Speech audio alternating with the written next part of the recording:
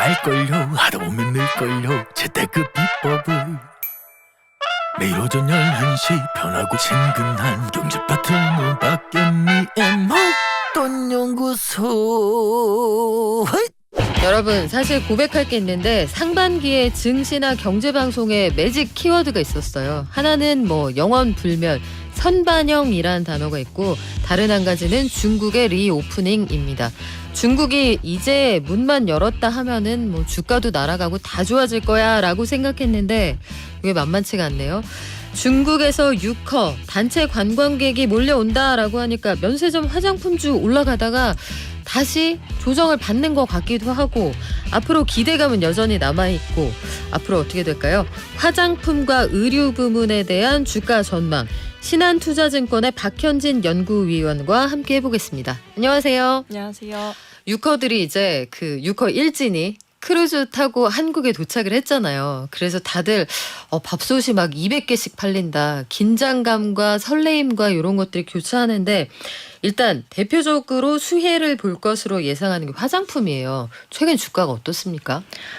최근 한 달간의 주가는 상당히 좀 다이나믹했던 것 같습니다. 네. 연초로 좀 되돌아가 보면 이미 중국에서는 작년 11월부터였었죠. 이제 코로나 방역 규제를 좀 해제하고 오히려 좀 소비단을 조금 활성화시키기 위한 어떤 정책 혹은 여러 가지 이제 풀어주는 어떤 쿠폰 정책들을 많이 좀 풀어냈었죠.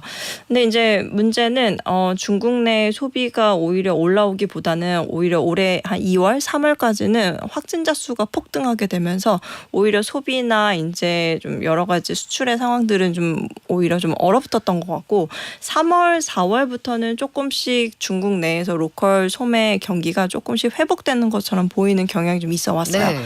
거기다가 8월 초순쯤에 갑자기 이제 중국 정부에서 일본이나 한국으로 가는 단체 관광 상품을 열어주겠다 해서 이게 마치 이제 한국 화장품 기업들에게는 상당히 좀 호재가 되는 듯 했는데, 우리 만세 불렀어요. 살았다 이랬거든요. 네, 맞습니다. 근데 문제는 7월 달 중국 소매 지표가 시장 기대치를 하회하면서 오히려 주가는 다시 좀 원복된 상황이라고 좀 보실 수가 있어요.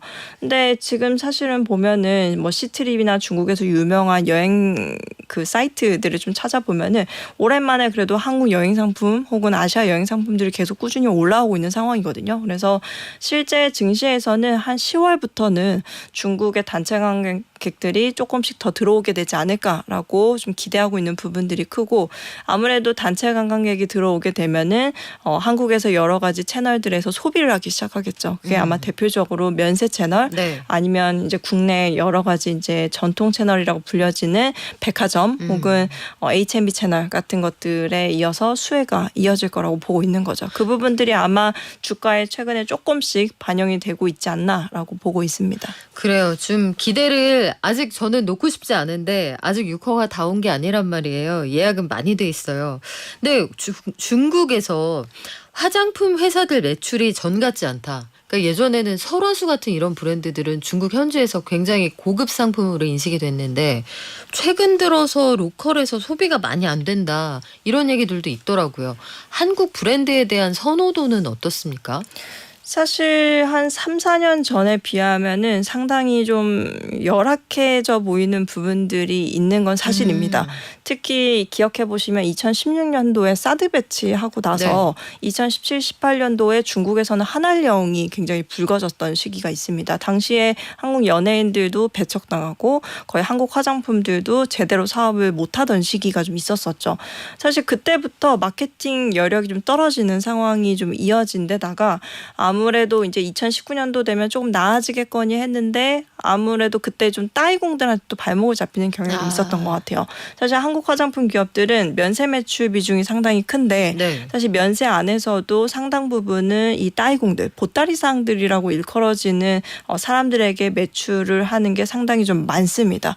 그러다 보니까 이 따이공들한테 조금 의존하다 보니 따이공들한테 끌려가는 경향이 없지 않아졌는데, 수수료 이런 거 많이 달라고 한다고 하더라고요. 네, 맞습니다. 이게 사실은 한국 화장품 화장품이 중국에서 인기가 있었다라면 그렇게까지 할인을 요구하거나 수수료를 과하게 요구하진 않았을 텐데 중국에서 한국 화장품의 순위가 좀 떨어지고 아무래도 찾는 사람이 줄어들다 보니까 비단 그게 결국은 지난 4, 5년 동안 마케팅을 제대로 못하고 뭔가 그 기간 동안 중국에서는 온라인 브랜드들이 상당히 급성장하고 인플루언서들 브랜드. 예 맞습니다. 뭐 저가 브랜드들도 그렇고 중국 로컬 브랜드들이 굉장히 급성장하는 그 구간에 한국 화장품은 마케팅도 제대로 못하고 약간 그 좀 얽매여 있었던 시기가 있었다 보니까 이게 결국은 최근에 따이공들한테 끌려가게 되는 기조로 바뀌게 되고 결국은 그게 화장품사들에게 하여금 할인율이 좀 과하게 노출되고 수수료를 과하게 노출되고 그 이제 악순환적으로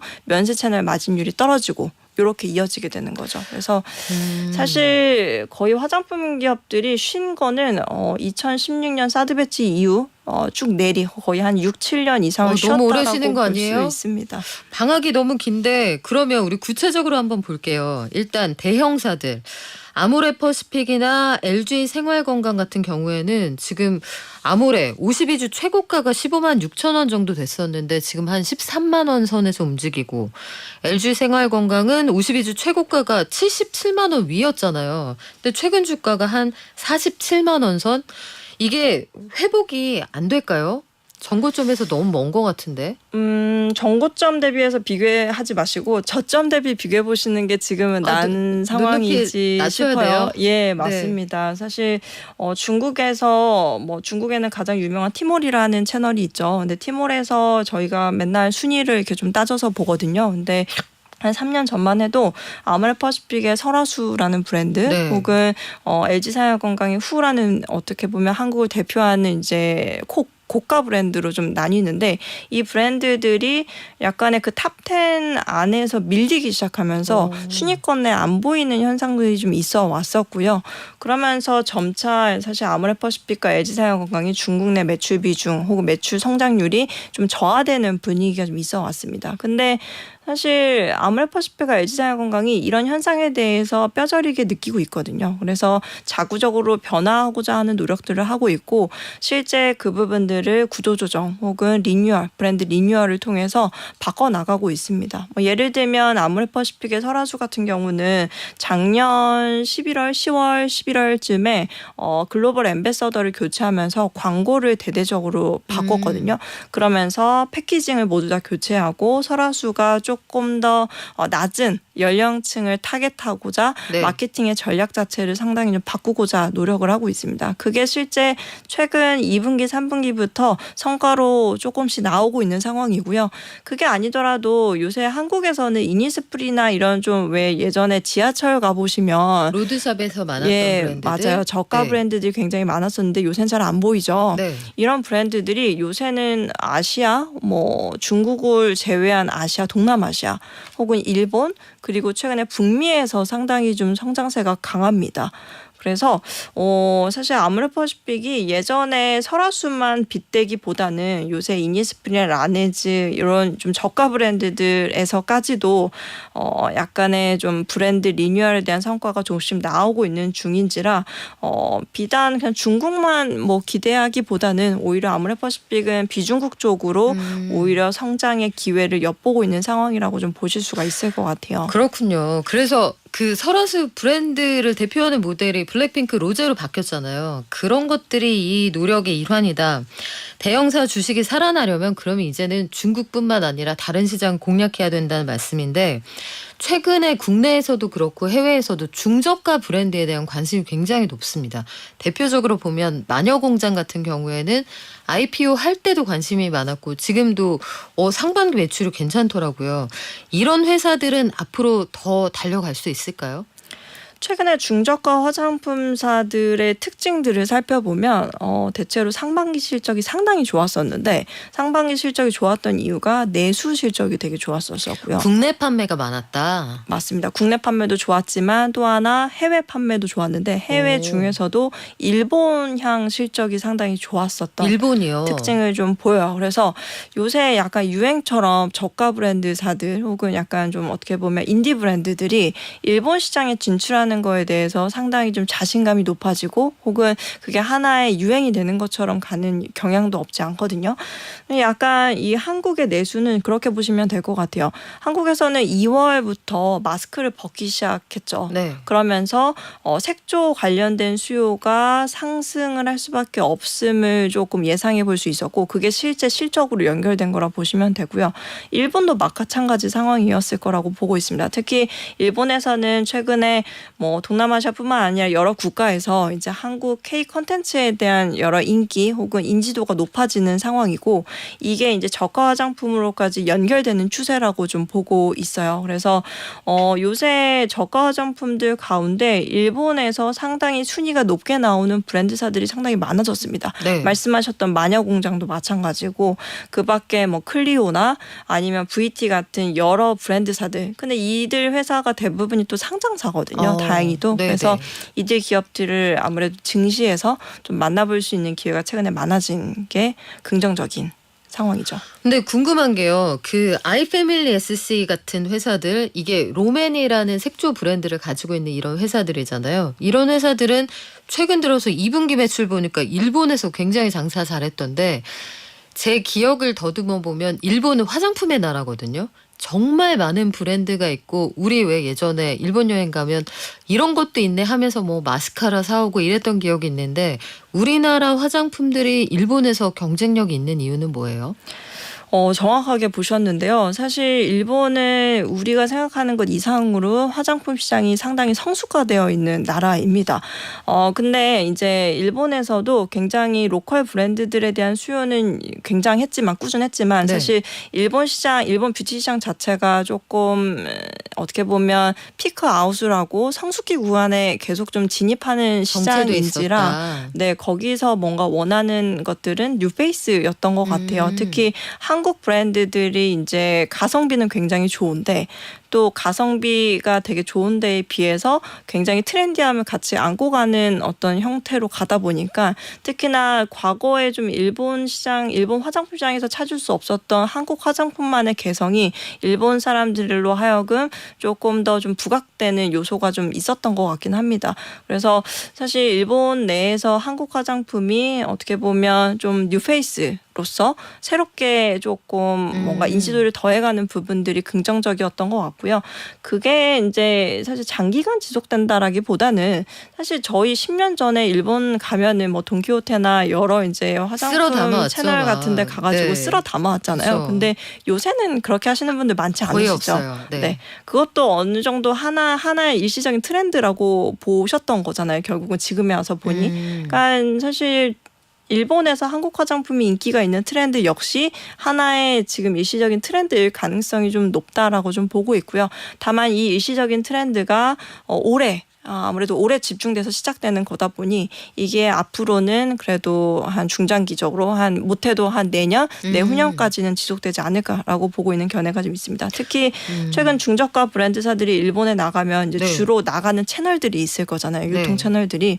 이 유통 채널에 처음 진출해서 그 유통 채널에 다 깔리기까지의 그 수요 가 사실 브랜드사 입장에서는 상당히 의미 있는 숫자가 될 거고요. 아무래도 0에서 100이 되는 숫자니까요. 뭐 돈키호테, 로프트 이런 데 깔리겠네요. 네. 네. 그런데 깔려서 한 군데 깔렸을 때와 100군데, 200군데가 깔렸을 때에 브랜드사들이 이제 체감하는 숫자 자체가 상당히 좀 크겠죠. 그 부분들이 최근에 증시에서 상당히 좀 집중돼서 관심을 받는 경우라 보시면 될 것 같아요. 그렇군요. 실적이 주가를 받치고 있다 이런 느낌이 확실히 드는데 저것도 궁금해요. 한국 콜마 같은 회사들 뭐 ODM이나 OEM으로 개발해서 생산을 만들기도 하고 아니면 남의 상표를 달고 만들어주기도 하는 이런 회사들이 숨은 강자다 이런 얘기 많았잖아요. 그리고 보면 중국 현지에서 아예 생산시설 가지고 있는 코스메카 코리아 같은 그런 회사들도 앞으로 전망이 어떻습니까? 최근에 한국 콜마는 급등하는 것 같다가 최근에 기관들이 좀 내다 팔아서 이게 무슨 사인인지 좀 궁금하더라고요. 일단 이 OEM사는 상반기 실적 특히 2분기 실적이 되게 좋았던 이유가 이런 아까 여태 말씀드렸던 중저가 브랜드사들을 수주를 대부분 하고 있기 때문에 실적이 좋은 거라 보시면 돼요. 그러니까 결국은 다 연결이 돼서 같이 가는 구조라고 보셔야 되고요. 중저가 브랜드 수요가 늘어나면 한국콜마나 코스메카 코리아에 발주를 넣어서 이쪽에서 생산해 주는군요. 네, 맞습니다. 대부분 중저가 브랜드사들은 자체 공장을 가지고 있는 경우가 드물어요. 아모레퍼시픽, LG사양건강을 제외하고는 대부분이 이제 코스맥스나 한국콜마 같은 기업 ODM사에게 이제 외주를 주는 경우가 많고, 이런 이제 중저가 브랜드사들이 최근에 내수에서 성장이 좋았었고 또 일본에서 성장이 좋다 보니까 이 주문이 이제 늘어나는 게 결국 ODM사의 한국법인 실적에 잡히는 거라고 보시면 됩니다. 근데 이 기조가 이제 3분기, 4분기에도 지속될 거라고 시장에선 보다 보니까 ODM사들, 코스맥스나 이제 한국콜마의 3분기, 4분기 한국법인 실적 역시도 좋을 거라고 보는 어떤 컨센서스가 좀 지배적이고요. 그러다 보니까 최근에 하반기 실적 기대치를 계속해서 좀 높이고 있는 상황이라 보시면 돼요. 특히 한국 법인은 ODM사 입장에서 봤을 때 마진 기여가 상당히 좋은 법인입니다. 아무래도 한국 법인 쪽에서 매출이 올라오게 되면 영업 레버리지 효과도 상당히 부각되는 영향이 있을 수 있기 때문에 최근에 ODM사들을 좋게 보는 포인트는 결국은 이 중저가 브랜드사들이 좋기 때문에 라고 보시면 될 것 같아요. 아니 근데 주가는 최근 들어서 한동안 확 급등하는 것 같더니 기관은 왜 내다 팔아요? 이제 벌만큼 벌었다 이런 거예요? 아니면은 하반기에 유커 아니면 일본 생각만큼 요거 좀 물음표인데 이렇게 보는 거예요? 뭐 복합적인 요소가 있을 텐데요. 상반기에 주가가 많이 올랐던 거에 대해서 기관 투자자분들은 아무래도 차익 실현에 이제 빌미를 이제 만들자라는 생각을 할 수밖에 없을 거고, 다만 최근에 또 좀 컨센서스가 바뀌는 요소는 좀 그런 게 있긴 합니다. 단체 관광객, 중국 단체 관광객이 한국에 들어오게 되면 아무래도 한국에서 여러 가지 소비를 하게 되겠죠. 그러면 내수에서의 소비가 사실은 이제 약간 내국인들을 중심으로 한 소비는 올해 한 3월부터 마스크를 벗었으니까 한 6개월여 동안 지속이 되다가 한 4분기 정도가 되면 좀 이렇게 좀 희미해지지 않을까, 꺼지게 되지 않을까라고 생각을 했는데, 거기에 이제 단체 관광객 수요가 붙게 되면 오히려 한 번 더 실적에 대한 눈높이를 조금 더 높여볼 수 있는 여지가 생긴다라고 보고 있거든요. 그래서 뭐 여태까지는 이제 ODM사에 대해서 조금 이제 차익 실현을 할 사람들은 차익 실현을 하고, 혹은 장기간 볼 사람들은 장기간 보고 약간 이런 추세로 좀 갈리는 분위기가 있었었는데, 오히려 한국법인 쪽에서의 레버리지 효과가 조금 더 그러면 부각될 수도 있겠구나 식으로 조금 톤 변화가 일어나고 있는 상황이라고 좀 보여져요. 그래서 최근에 좀 주가 조정은 오히려 조금 지금이 막바질 가능성이 좀 있다라고도 보고 있습니다. 자, 그럼 마지막으로 저는 이것도 궁금하던데, 국내 대기업 패션 부문에서 화장품 사업을 하는 곳들이 제법 있습니다. 예를 들면 그 현대백화점의 계열사가 된 한섬, 타임마인, 시스템 이런 의류 브랜드 가지고 있는 그쪽도 적자가 나는데도 화장품 사업을 계속하고요. 신세계 인터내셔널, LF, 코롱 FNC, 삼성물산 이런 데들은 화장품 사업 왜 하는 거예요? 아무래도 화장품 산업이 매력적이니까 하는 거겠죠. 특히 의류 기업들은 이제 제가 의류 기업들도 많이 만나고 있지만 사실은 의류 기업들은 화장품 산업에 비하면 이익의 탄력성이 좀 떨어진다라는 표현을 많이 좀 씁니다. 아무래도 화장품보다는 원가 비중이 좀 큰 산업이기도 하고 하다 보니까 사실 화장품 기업들과 절대적으로 마진 레벨을 비교해 봤을 때 좀 의류 회사들이 좀 다소 낮은 감이 좀 있어요. 그거를 이제 화장품 사업을 시작을 함으로 인해서 좀 믹스를 좀 개선시키고자 하는 여러 가지 이제 니즈를 반영하는 경우가 좀 많고요. 뭐 아무래도 대표적으로 이제 의류회사 가운데 신세계 인터내셔널은 이미 수입 화장품 비중도 상당히 크고, 또한 최근에 스위스 퍼펙션이라고 하는 굉장히 고가 브랜드를 인수해 오면서 자체 브랜드화하고 있다 보니까 이런 쪽으로의 어떤 좀 수요는 당분간 계속 좀 커질 수 있는 어떤 여력을 좀 보게 되지 않을까. 그래요. 앞으로 진짜 돈 버는지 좀 지켜볼게요. 아직까지는 신세계 인터내셔널 LF만 흑자고 나머지 회사들은 돈을 계속 태우고 있는 그런 상황이라고 합니다. 오늘 말씀 잘 들었습니다. 지금까지 신한투자증권 박현진 연구위원이었습니다. 감사합니다. 감사합니다.